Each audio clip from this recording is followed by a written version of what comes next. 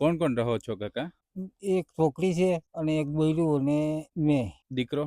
દીકરો નહીં સાહેબ.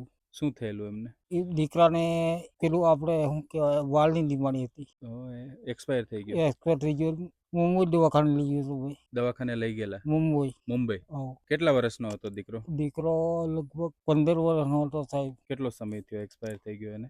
લગભગ 10 વર્ષ થઈ ગયા. તમને શું કાકા તકલીફ છે? પેરાલાઇઝ થઈ ગયું હતું. આ હાથ કામ કરે છે કે હાથ નહીં કામ કરતો, પગ નહીં કામ કરતો.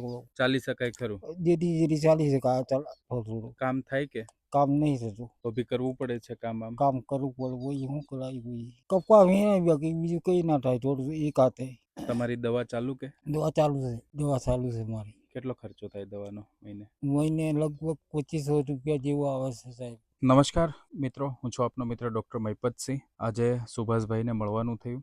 સુભાષભાઈની ઉંમર 45થી 50 વર્ષની છે. 8થી 10 વર્ષ પહેલાં એમને એક દીકરો હતો. તેમનું હૃદયના વાલ નબળા હોવાથી તે મૃત્યુ થયું છે. હાલ ઘરમાં એમના દીકરી અને સુભાષભાઈ રહે છે. પણ 1.5-2 વર્ષ પહેલાં મિત્રો તમે જોઈ શકો છો એમને પણ આ પેરાલાઇઝ આવી ગયો છે. અત્યારે કામ નથી કરી શકતા. આ હાથ અને આ પગ અહીંયા વાવવા રાખે છે, જમીન ભાગ્યું રાખે છે અને એમાંથી જે આવક થાય એમાં પોતાનું ગુજરાન ચલાવે છે.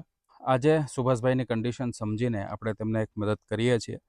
અને તમને હાલ ખ્યાલ જ છે કે સૌરાષ્ટ્રમાં અત્યારે માવઠું થયું હતું અને ખેડૂતોને સંપૂર્ણપણે પાક નિષ્ફળ ગયા છે.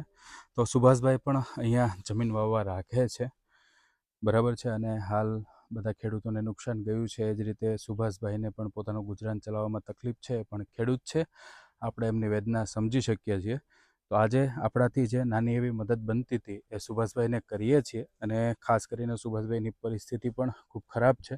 તો દાતાશ્રીઓનો ખૂબ ખૂબ આભાર કે આજે તમારા વતી એક નિરાધાર વ્યક્તિને આપણે મદદ કરીએ છીએ અને એક ખેડૂત પુત્રને મદદ કરીએ છીએ.